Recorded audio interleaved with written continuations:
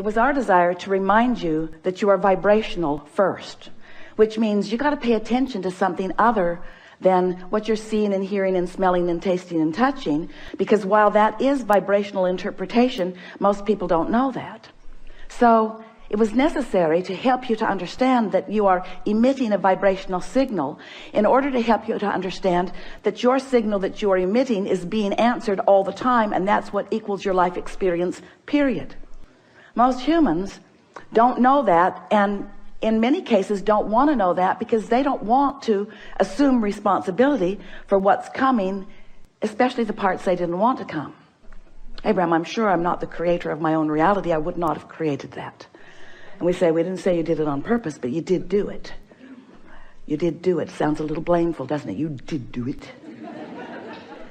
But when you realize that you have creative control of your experience, because you have vibrational control of your experience, because you have focused control of your experience, because you have the ability to focus, then you say, all right. But then when it's hard, you say, not all right. This shouldn't be this hard. This shouldn't be this hard. And then you say something, which is the last thing we ever want to hear from you. I'm not good at this. But you are good at it. You just don't know you're good at it. You just haven't practiced being good at it in the way that really gives you the clarity. And that's really what we're going to be talking about here today. If you've been following us for a while, you've heard us say that you are the creator of your own reality. Blah, blah, blah. Enough of that.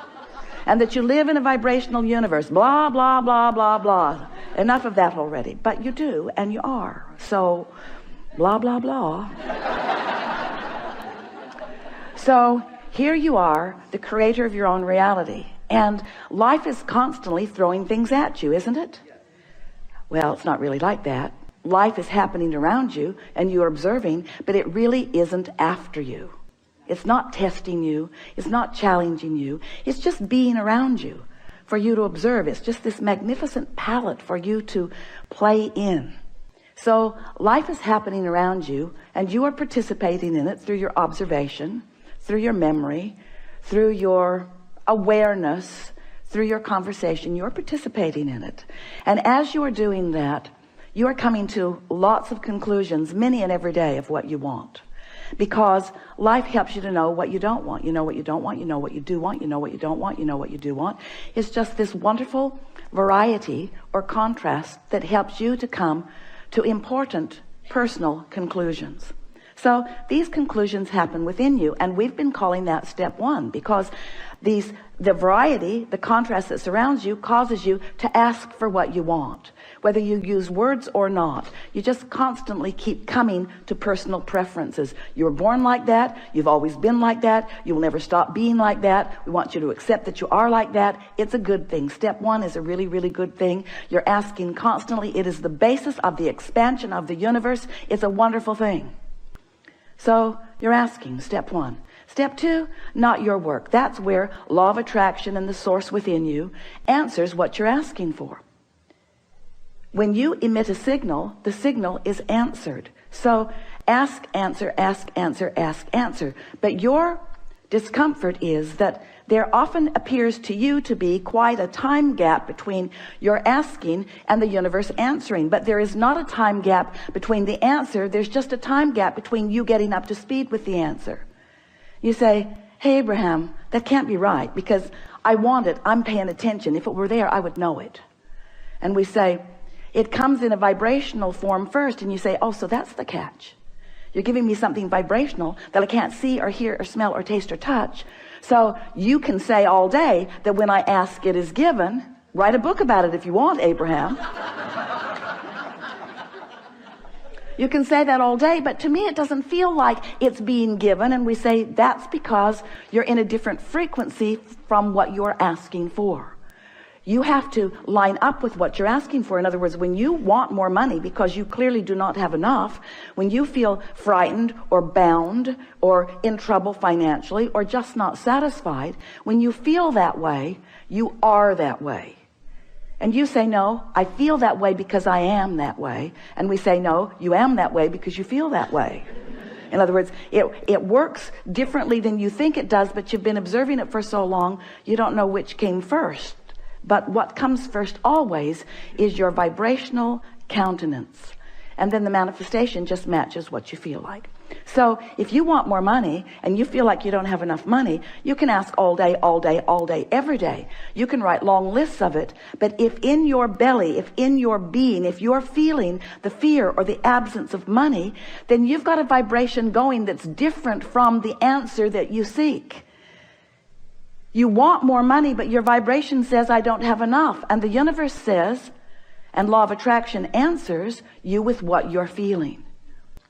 So a lot of our physical friends, especially in the beginning, say, well, then it doesn't seem like I can get there from there. It doesn't seem like I can get to where I want to be from where I am. Because if I am missing something that I want, and I'm aware that I'm missing this thing that I want, and in fact, the reason that I'm speaking about it so clearly is because it's missing, and that's why I want it, then how do I get there? And we say, you have to feel like it feels to have it. And you say, okay, then give it to me and I will. And we say, just try a little bit. Just try a little bit to not activate within yourself so often the vibration of what's missing, and focus yourself into activating the vibration of what you want. It is not as difficult as you think. So step 1 is contrast causes you to ask. Step 2 is it is given vibrationally, so there is no gap really. Step 3 is you have to convince yourself there's no gap. That's the work. You got to feel it as if it is in order for it to be. And we know you balk at it, but many of you are practicing this and are finding it. Many of you are understanding the laws of the universe, and you're finding ways to focus yourself into feeling good without needing all of the evidence to be there first. Do you hear how important that is? If you don't need the evidence for what you want to be there first before you feel it, then you are able to accomplish the vibrational countenance of it before it is, which means now it must be. And Esther said, please, please, please, let's call it step 4. Please, please, please. Can't we call it step 4? We need another step. We need another step, Abraham. Please, please, let's call it step 4. And we say, all right, step 4. So you ask step 1, source answers step 2. You allow it step 3. But now we've been talking to you for a while. You've been keeping up with us pretty good. And we're saying to you that if you don't try so hard, if you just accept that you are naturally good feeling beings, and when you wake up in the morning, before you start thinking about the things that you've got to do that you don't want to do, before you start remembering the injustices of yesterday or 10 years ago, before you remember that you're going to that place today to work that you really don't want to be, before your kids get up, before any of those things happen that challenge your sense of well-being, if you can get hold of that sense of well-being and just sustain it for a little bit with really general thoughts, because if you get specific, it usually doesn't work as well. Get into an attitude of appreciation and milk it for just a little bit. Law of attraction will help you out, because law of attraction says that that which is likened to itself is drawn, and law of attraction will give you, it's not really giving it to you, it's just the way it is. It's like gravity doesn't give you attachment to the planet. It just is. So law of attraction provides for you this consistent life experience. So to make it very clear and blunt, we like blunt, you have 17 seconds to sustain this thought and move it into something even more powerful.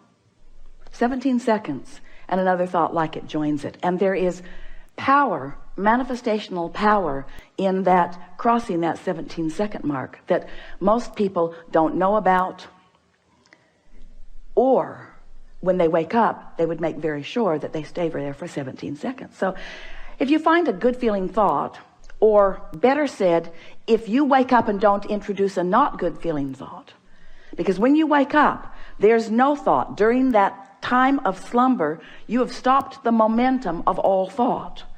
That's really an important thing to understand. You don't know that mostly because you wake up and you start thinking so fast that you pick up your momentum right where you were and start it all over again. But when you slumber, momentum of thought stops. Law of attraction is suspended for you. Your point of attraction is no longer attracting. So when you wake up, you have a really good possibility of getting out of the bed on the right foot, getting out on the right side of the bed. These are your words. We don't like them very much, but we thought you'd relate. You have a very good possibility of getting the vibration going the way you want it to go. And your best possibility is first thing in the morning. First thing in the morning, before there is any other momentum going. So we've been talking about this for a while. And Esther really listened. So she decided that she was going to wake up on that first morning and she was going to sustain her good feeling that she had awakened with. And she didn't make it until breakfast. Quite annoyed with herself, which didn't help. But the next day, she tried it again and didn't make it much past breakfast. Then she discovered that if she just wouldn't read her email, it would help. So her dominant intent became to sustain this feeling of well-being as long as I can.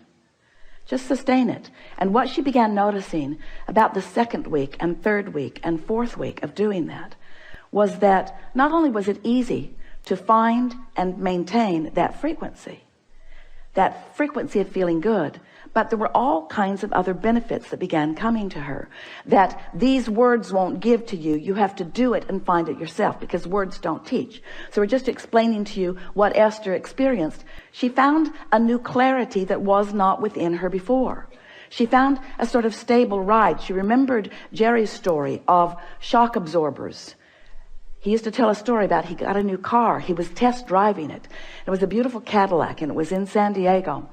And the salesperson took him down a road that Jerry thought no nice car should ever be on.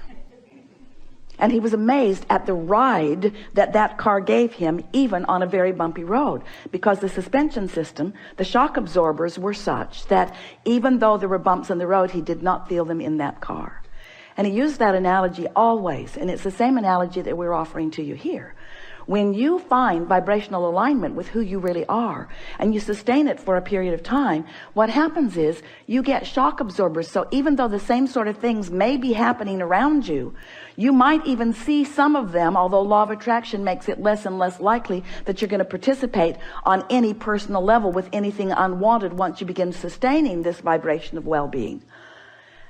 But the whole point of all of this, we don't want you to become so vibrationally snobbish. Esther says, I'm a vibrational snob. I like clarity and I will not accept confusion. But when you care about how you feel and you practice it until you're in this place where you are sustaining it more consistently, then you don't feel like you felt before. You know how when you first start knowing that you are the creator of your own reality, and you get feeling pretty good, and then someone says something that takes you away from your good feeling, and you think to yourself, I'm never talking to you again. I'm going to avoid you. You are a downer. But then you find yourself in a sort of state of avoidance everywhere. You can't watch television. You can't really go out in the world. You have to give your children away. You just can't barricade yourself into enough solitude to really maintain the vibration, and you give up so much by trying to do that. The benefit of alignment shouldn't have to pay the price of being a hermit. You should be able to practice your alignment until you're so good at it that you can go anywhere, be anywhere with anyone, and maintain your vibration. And let's call that step 4. Because Esther wants to.